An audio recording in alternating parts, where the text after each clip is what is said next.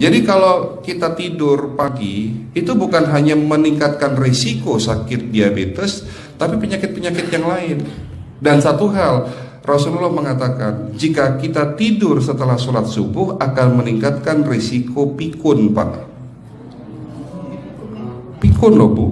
Ya, Pak. Gampang pikun. Lah kalau kita sholat subuh menjelang maghrib setelah asar, apa yang terjadi? Islam melarang, kita dilarang oleh Nabi kita tidur menjelang maghrib, betul? Bukan karena nanti ketindihan setan, bukan ya.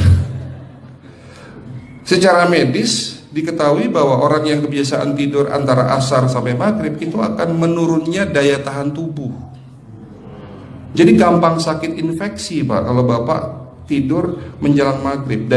Kalau sekali lagi setelah sholat subuh gampang pikun, aliran darah ke otak itu tersumbat, ya, jadi stroke penyakitnya.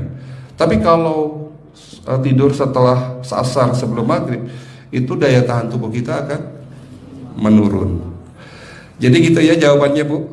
Justru ini yang paling penting, materi terakhir ini 6 langkah praktis. Ya, Bapak bisa lakukan di rumah mulai hari ini.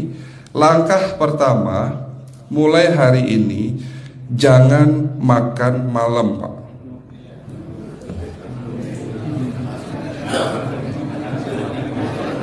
Ya,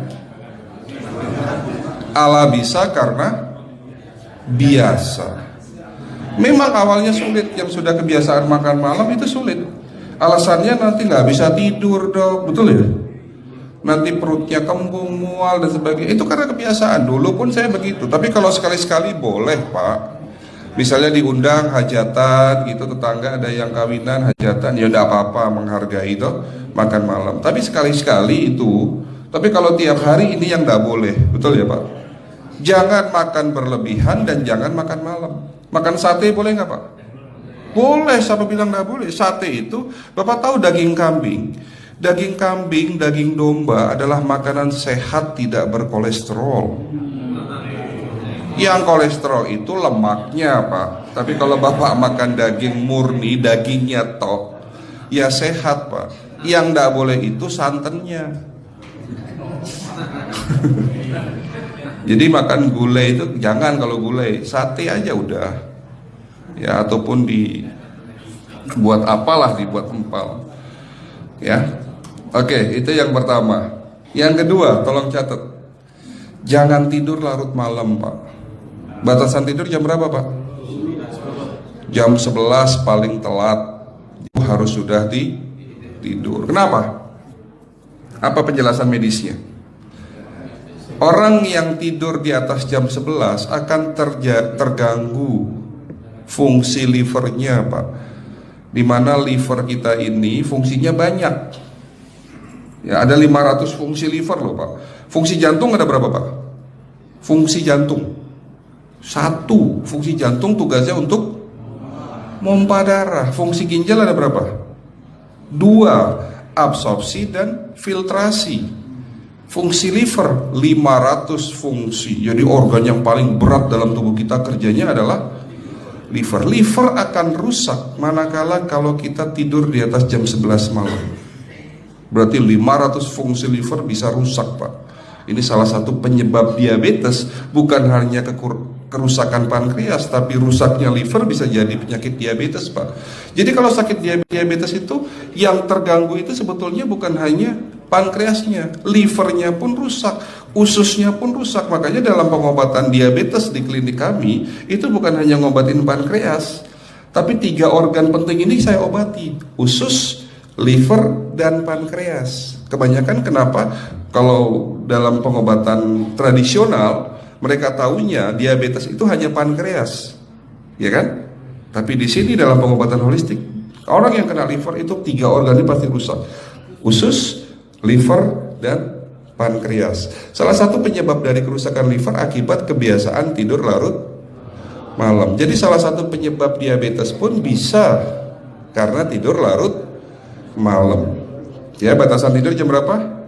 Sekali lagi, jam 11 harus sudah tidur pulas. Jadi jam 10, setengah 11 paling lambat kita harus tidur pulas. Nanti setelah jam 1 boleh bangun. Yang penting jam 11 sampai jam 1 ini harus tidur pulas. Jadi kalau Bapak mau sholat tahajud jam 2 setengah 3 ya monggo. Ya. Oke, itu yang kedua. Yang ketiga, air putih Pak dijaga 2 liter sehari. Bagaimana cara minumnya yang baik? Rasulullah sudah ngajarin kita ada 6 sunnah. Harus duduk, pakai tangan kanan, seteguk demi seteguk, membaca basmalah di saat minum, diakhiri dengan alhamdulillah, kan begitu. Ya, pagi hari minum 1 gelas bangun tidur sebelum sholat subuh. Setelah sholat subuh boleh teh, tapi juga dibilas dengan 1 gelas air putih. Sebelum mandi nanti Pak, minum air hangat. Kalau Bapak mandinya pakai air dingin boleh, tapi sebelum mandi minum air hangat, biar tubuh kita ini jangan terlalu dingin di saat kita kena air dingin. Sampai maghrib pastikan 2 liter sudah masuk dalam tubuh kita. Malam mau tidur, tolong perhatikan Ibu ya, malam mau tidur jangan banyak-banyak minum. Nggak boleh minum malam itu segelas sampai 2 gelas mau tidur. Cukup seteguk 2 teguk saja. Karena kalau sampai kita minum mau tidur 1 gelas besar, ginjalnya malah rusak Pak. Ya. Oke, itu yang ketiga. Yang keempat, puasa. Lakukan puasa secara rutin, insya Allah kita sehat. Nah, untuk penjelasan atau materi puasa nanti bisa hubungin staf saya. Nanti di bulan Ramadan tahun ini, kalau memang masih ada slot 1 sampai hari ke-20, saya bisa mengisi manasik kesehatan yang berkaitan dengan manfaat puasa untuk kesehatan. Insya Allah kalau memang masih ada slot waktunya, karena kita di bulan Ramadan hanya 20 hari kita ngisi manasik. Ya, oke, itu yang keempat. Langkah keempat. Langkah 1, 2, 3, 4. Langkah kelima. Nah, sebelum saya menjawab yang kelima, saya ingin membacakan sebuah sabda Rasulullah. Rasulullah bersabda, di dalam tubuhmu ada segumpal daging. Jika segumpal daging itu sakit, akan sakitlah seluruh tubuhmu. Dan jika segumpal daging itu rusak, akan rusaklah seluruh tubuhmu. Apa itu segumpal daging? Segumpal daging itu adalah hati. Tapi ternyata yang dimaksud Rasulullah itu bukan liver Pak. Yang dimaksud Rasulullah adalah hati kita, roh kita, jiwa kita, perasaan kita. Kalau hati kita rusak, kita banyak penyakit hati, iri, dengki, sombong, takabur dan sebagainya. Penyakit fisik akan muncul dalam tubuh kita. Ya, tidak ada orang stres itu sehat, betul enggak Pak? Tidak ada orang yang suka marah-marah itu sehat, betul enggak? Bahkan Rasulullah mengajar senyum adalah ibadah. Senangkan orang lain, permudah urusan orang lain, insya Allah kita sehat. Ya, jadi itu langkah ke-5. Langkah 1 sampai langkah ke-5 sifatnya individual. Bapak bisa lakukan sendiri di rumah.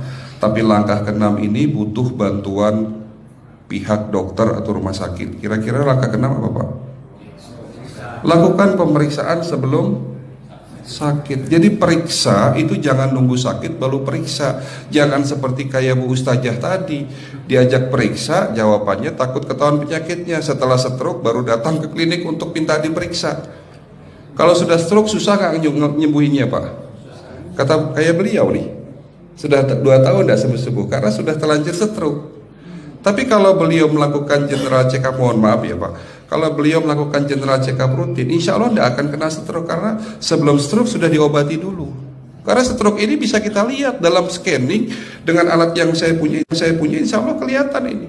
Oh, ini sudah mulai ada tanda-tanda mau penyumbatan, buru-buru diobati. Memang takut Pak, tapi pesan saya jangan takut. Ya, lakukan pemeriksaan supaya kita tahu, supaya kita kenal. Gitu ya Pak.